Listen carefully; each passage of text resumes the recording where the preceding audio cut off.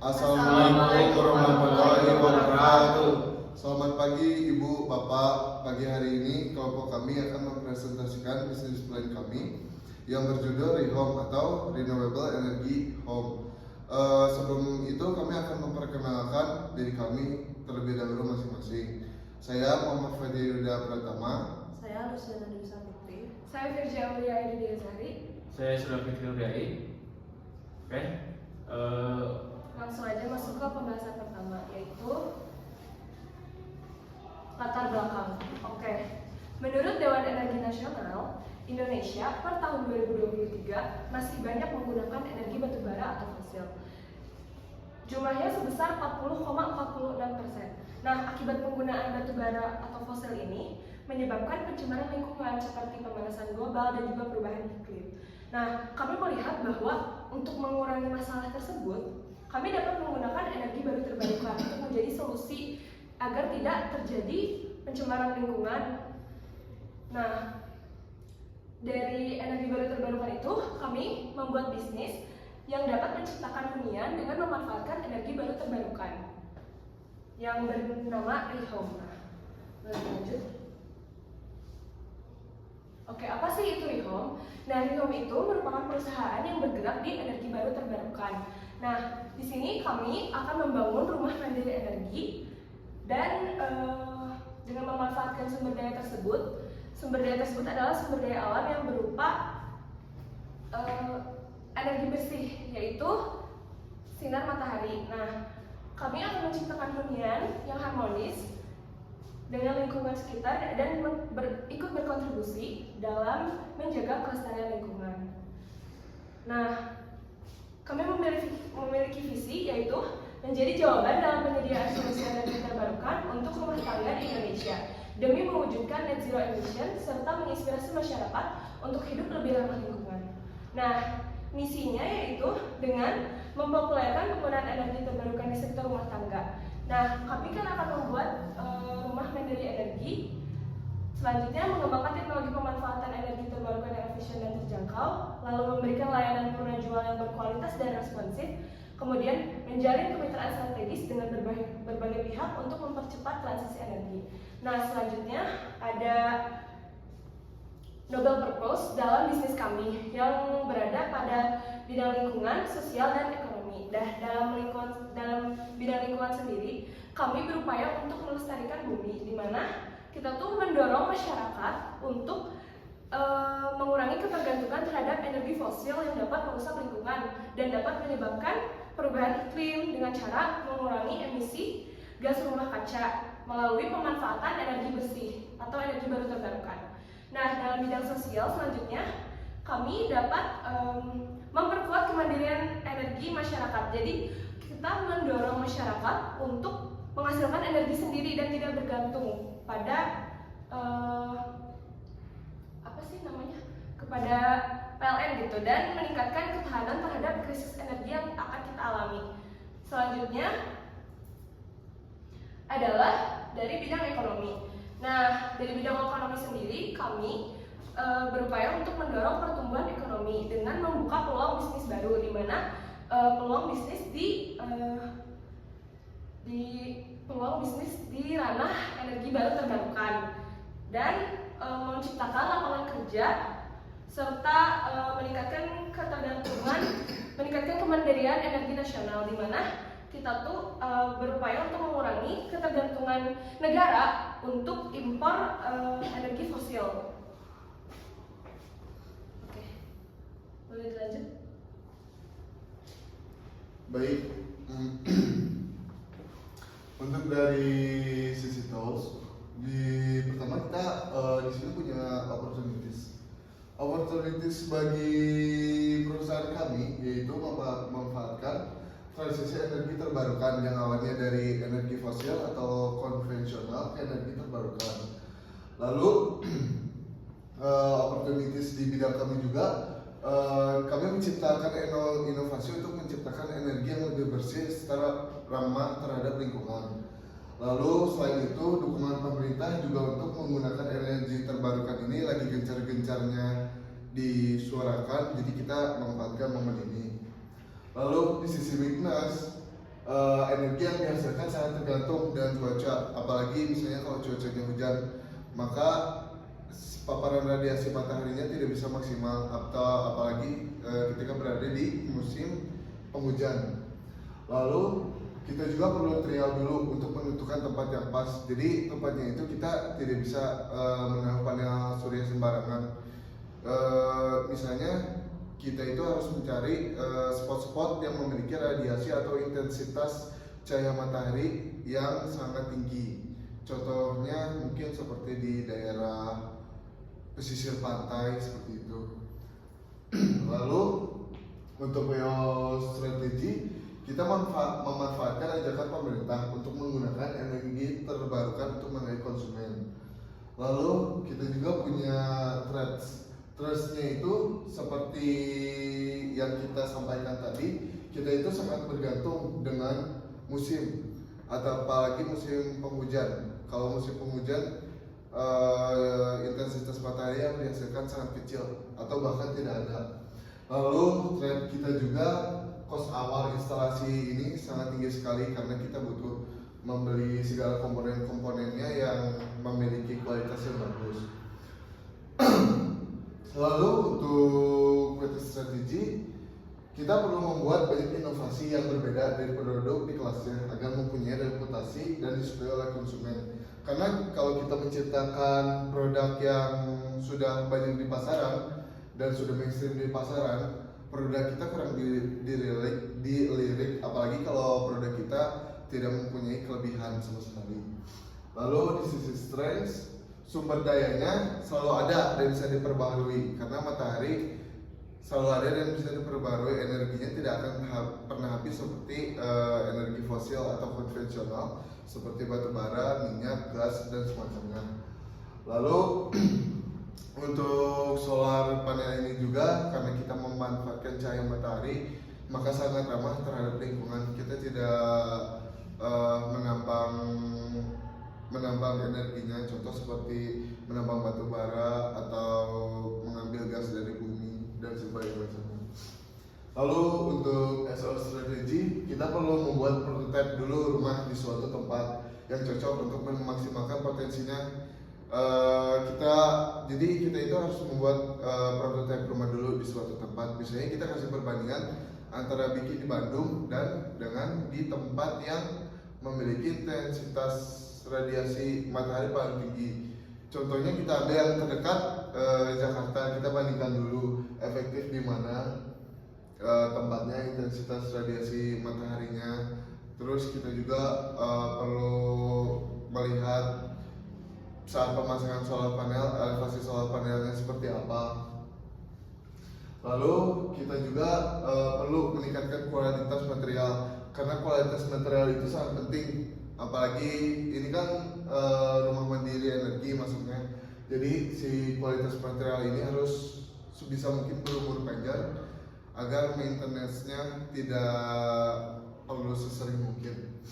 Lalu kami juga melakukan training teknisi agar mempunyai teknisi yang handal. Dan kita juga membangun relasi dengan perusahaan pemerintah maupun swasta untuk memperkenalkan produk. Dan kita juga menambah relasi, contohnya kita melakukan kerjasama terhadap BUMN atau perusahaan dan BUMN. Lalu untuk strategi, kita selalu melakukan quality check setiap produk agar yang dihasilkan bagus dan bisa dipercaya oleh konsumen. Jadi sebelum barang dikirim, kita akan melakukan quality check dulu agar kita bisa memastikan bahwa produk ini bisa dipakai dengan bagus.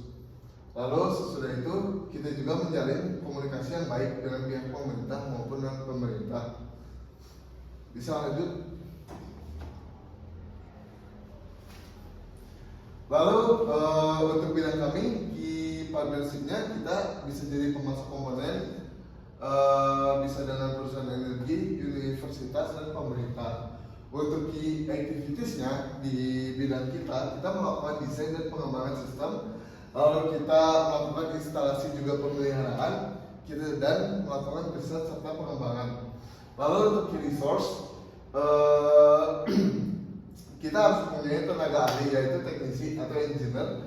Lalu kita harus punya produknya yaitu panel seperti panel surya, inverter dan baterai. Lalu kita harus punya lisensi dan sertifikasi agar bisa dipercaya oleh konsumen dan vendor-vendor kita. Lalu value propositionsnya kita melakukan penghematan biaya energi jangka panjang, lalu kemandirian energi, pengurangan emisi karbon, serta sistem dari produk kami yang mudah dipelihara. Untuk customer relationship, kita sebisa mungkin melakukan memberi layanan yang cepat dan responsif untuk customer kami. Terus kita juga memberikan garansi produk yang cukup lama untuk customer kami. Worst case takut ada kesalahan instalasi atau kesalahan cacat produk sebagai macamnya. Lalu kita juga bakal membuat komunitas untuk pengguna untuk sharing, untuk agar bisa tahu kelemahan dan kelebihannya dari produk kami agar bisa dikenal oleh masyarakat luas. Lalu untuk channels, kita melakukan pameran dan event terkait energi. Kita juga aktif dalam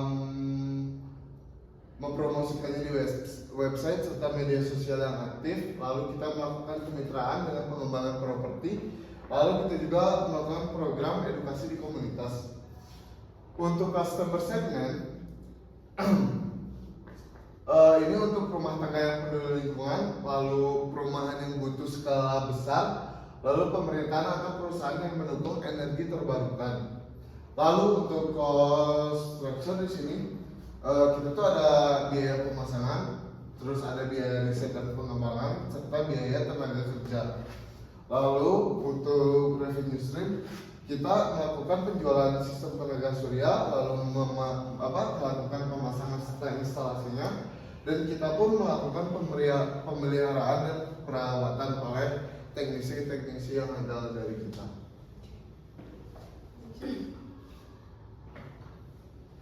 Oke, di sini ada konsep produk, di mana konsep produk desain yang kami buat berbasis ke smart home yang digunakannya solar panel sebagai sumber listrik. Di mana dengan digunakannya solar panel ini menjadi salah satu langkah preventif yang dilakukan untuk mengurangi atau ikut serta menurunkan pencemaran lingkungan akibat dari bahan bakar fosil. Dan yang selanjutnya adalah sebagai mengurangi resiko di mana jika terjadi pemadaman listrik yang masih sering dilakukan oleh PLN.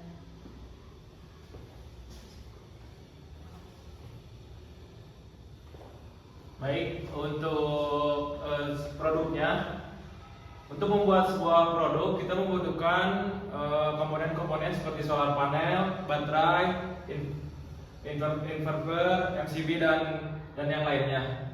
Untuk di solar panel, untuk spesifikasi 150 watt didapatkan harga 1.200.000. Kita membutuhkan 6 buah karena kita 900 watt. Jadi kita membutuhkan 6. Untuk jumlahnya jadi 7.200.000. Untuk baterai kita dibutuhkan 8 barang karena dibutuhkan kapasitas yang besar untuk menyinari atau membutuhkan listrik di satu rumah. Lalu power MRA 60 ampere ini sebagai operator atau kita dapat mengetahui listrik yang dihasilkan listrik dari solar panel tersebut. Harga dari power MRA ini adalah 2 juta. Kita membutuhkan 1. Lalu inverter untuk mengubah dari listrik DC menjadi AC yang digunakan di rumah-rumah. Lalu MCB ketika tidak digunakan bisa dimatikan MCB-nya, ketika digunakan untuk menggunakan solar panel bisa dinyalakan. Kita membutuhkan 4 buah dengan harga 320.000. Lalu kabel 1 meternya kita jadi membutuhkan 6 meter seharga 220.000, yang didapatkan jumlah seluruhnya adalah 29 juta. Ketika kita naikkan markup marginnya sebanyak 50% menjadi 7.252.000, menjadi harga total yang kita jual produk tersebut adalah 36.263.000.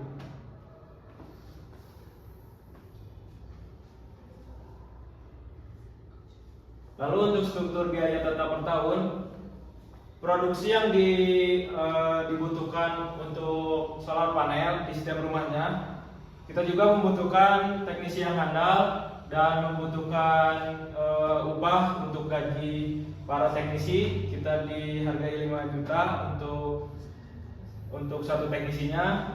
Untuk faktor overheadnya, kita kan membutuhkan kantor dan biaya administrasi di dalamnya seperti admin, keuangan, akunting dan lainnya. Biaya promosi untuk website, Instagram, YouTube dan lain-lainnya. Kantor kita untuk awal-awal menyewa, jadi dimasukkan, lalu perlengkapan kantor seperti printer, komputer dan lain-lainnya.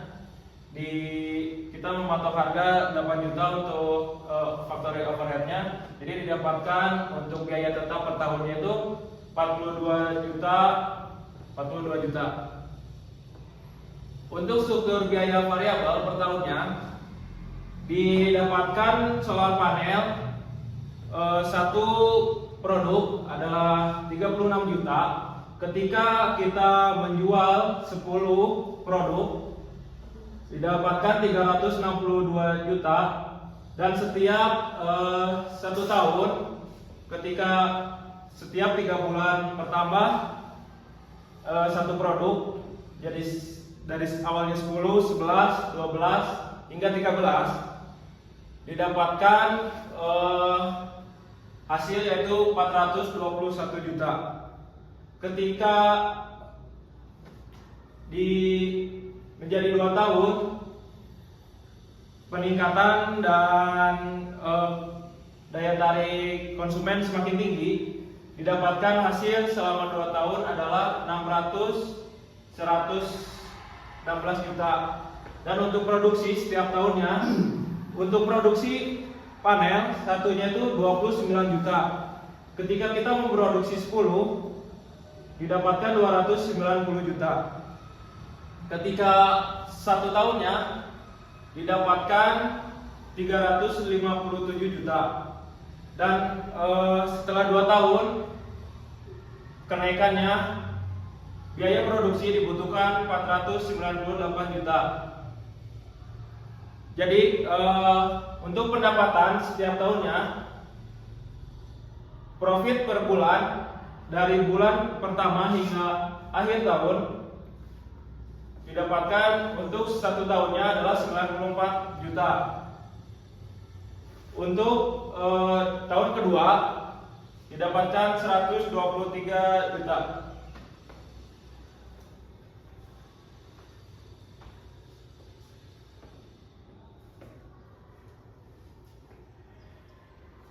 Oke, kemudian ada analisis kompetitor. Ada 3 kompetitor yang kami masukkan di sini. Yang pertama ada Atlas Solar, di mana value propositionnya after sale baik ini, di mana seperti pelayanan setelah membeli yang terus-menerus dilayani, dan dirasa itu adalah menjadi value proposition dari Atlas Solar ini. Fitur produk dan jasanya adalah solar panel di gedung perkantoran, target konsumennya korporat, dan harganya 134 juta hybrid. Kemudian untuk perusahaan yang kedua ada TML Energi, value propositionnya garansi yang lebih lama, solar panel di pabrik untuk fitur produk dan jasanya, target konsumennya masih sama untuk korporat, dan harganya dari 35 juta per 300 watt. Kemudian yang ketiga ada Lane Power, value propositionnya produk yang lebih terjangkau. Fitur produk dan jasanya berupa solar panel yang bisa dipasang di pabrik dan target konsumennya masih sama untuk korporat dengan harga 150 juta per kilowatt.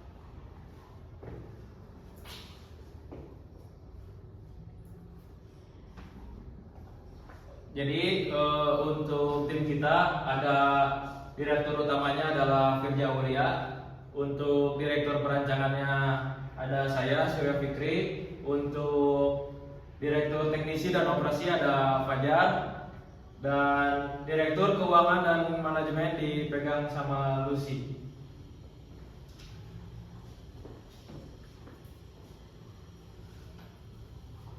Untuk milestone bisnis ke depannya, untuk tahun pertama kita melakukan promosi dan mencari kerjasama dan mengikuti workshop yang ada mengenai energi baru terbarukan.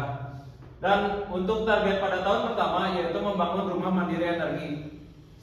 Untuk tahun pertama kita membuat satu rumah prototype re-home atau renewable energy home.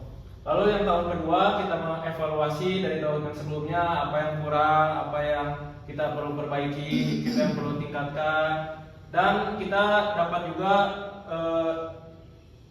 mencakup konsumen dan bekerja sama dengan agen properti agar memperluas sebuah kawasan huni untuk renewable energy. Lalu di tahun ke 2027, tahun ketiga, kita evaluasi lagi tentang tahun-tahun sebelumnya, apa yang kurang, lalu kita membuat pertama perumahan dengan teknologi rumah mandiri energi, sebuah klaster yang besar dengan kerjasama oleh agen properti membuat perumahan yang mandiri berbasis mandiri energi. Lalu tahun selanjutnya mengevaluasi lagi tahun-tahun sebelumnya apa yang kurang dan harus ditingkatkan, lalu memperluas kerjasama untuk membuat perumahan mandiri energi. Tidak untuk dari tahun sebelumnya yang membuat perumahan di satu daerah saja. Untuk tahun selanjutnya kita dapat membuat perusahaan di berbagai daerah seperti Jawa, Bali dan lain-lainnya kita bisa membuatnya.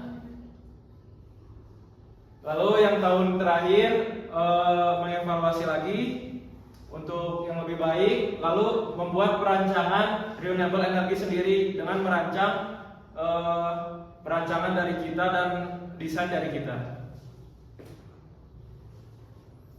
Baik Ibu, Bapak, sekian dari presentasi bisnis plan kelompok kami. Terima kasih, maaf apabila ada kesalahan. Oke, mungkin selanjutnya masuk ke tahap sesi pertanyaan. Ya baik Ibu Bapak, selanjutnya kami mendapat 6 pertanyaan terkait bidang kami. Yang pertama, apa masalah utama yang ingin diselesaikan dengan produk atau layanan ini? Khususnya di bidang kami ingin menyelesaikan masalah yaitu yang ada di pada kos awal yang tinggi untuk biaya instalasi dan pemasangan. Kedepannya mungkin kami akan berinovasi untuk menekan budget tetapi produknya tetap ada di kondisi yang bagus. Baik, selanjutnya sih. Kemudian yang kedua, apa keunggulan kompetitif yang sulit ditiru oleh pesaing? Dari bisnis yang kita jalani, kita ini lebih fleksibel, di mana kita tidak terpaku hanya untuk satu jenis pasar saja. Bisa digunakan juga untuk sektor pertanian, ladang, dan sebagainya. Lalu yang ketiga, bagaimana proyeksi pendapatan dan keuntungan bisnis dalam 2 tahun ke depan? Apakah bisnis ini layak dijalankan? Ketika melihat variabel pendapatan dari 1 tahun hingga tahun berikutnya didapatkan nominal yang besar, apakah bisnis ini layak dijalankan? Sangat layak, karena ketika melihat kompetitor yang ada, harga produk yang kami jual ini sangat bersaing. Lalu yang keempat, bagaimana rencana pengembangan produk di masa depan? Dengan melihat milestone yang kita buat, kita pengembangan produk di masa depannya itu tidak hanya berkembang di satu rumah saja, melainkan kita melakukan perancangan yang luas yaitu di sektor-sektor properti. Lalu definisikan apakah bisnis ini termasuk ke dalam kategori red ocean atau blue ocean. Mungkin bisnis yang akan kami jalankan ini termasuk ke dalam kategori red ocean. Kenapa? Karena dari tahun-tahun sebelumnya bisnis panel surya ini atau renewable energy home ini sudah mulai berjamur dan sudah mulai banyak. Karena itu, karena pesaingnya juga banyak dan ketat, maka kami masukkan ke dalam kategori red ocean. Oke, yang terakhir, pertanyaan nomor 6. Bayangkan Anda sedang berhadapan dengan investor yang akan berinvestasi pada bisnis Anda. Peragakan bagaimana cara Anda meyakinkan kami agar mau berinvestasi dalam bisnis Anda. Oke, yang pertama, melihat dari potensi pasar panel surya di Indonesia, di mana permintaannya ini semakin meningkat. Karena kesadaran masyarakat Indonesia terhadap energi bersih atau transisi energi ini semakin meningkat, di mana terutama di Indonesia memiliki misi net zero emission pada tahun 2060. Sehingga permintaan pasar itu semakin besar dikarenakan kesadaran masyarakat terhadap pentingnya energi bersih itu semakin meningkat. Nah, selain itu karena meningkatnya harga listrik, maka membuat masyarakat tuh ingin memiliki kemandirian terhadap energi gitu. Selanjutnya, dilihat dari tim yang kami miliki. Nah, kami tuh memiliki tim yang berpengalaman dan berwawasan luas serta berkomitmen tinggi terhadap bidang energi surya ini. Nah, di mana kami semua tuh tim yang kami miliki itu merupakan lulusan dari teknik konversi energi yang mempelajari secara langsung gitu terhadap energi-energi tersebut. Nah, selain itu kami juga akan memastikan bahwa pelanggan akan mendapatkan pelayanan terbaik mulai dari instalasi, efisiensi energinya, serta juga pemeliharaan setelah pemasangan. Nah, selain itu investor dapat membantu dalam memberikan dampak positif bagi lingkungan. Dan setelah dilihat dari penyusun keuangan yang telah kami paparkan tadi, dapat dilihat bahwa bisnis kami ini akan mendapatkan keuntungan gitu. Selanjutnya, kami mengajak Anda untuk menjadi bagian dari revolusi energi bersih di Indonesia. Bersama-sama, kita menciptakan masa depan yang cerah sesuai dengan motto kami, yaitu For the Better Environment. Terima kasih. Baik, Ibu, Bapak, terima kasih buat atas perhatiannya.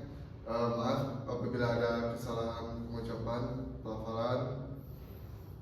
Sekian, terima kasih Ibu, Bapak yang bisa kami sampaikan. Wassalamualaikum warahmatullahi wabarakatuh.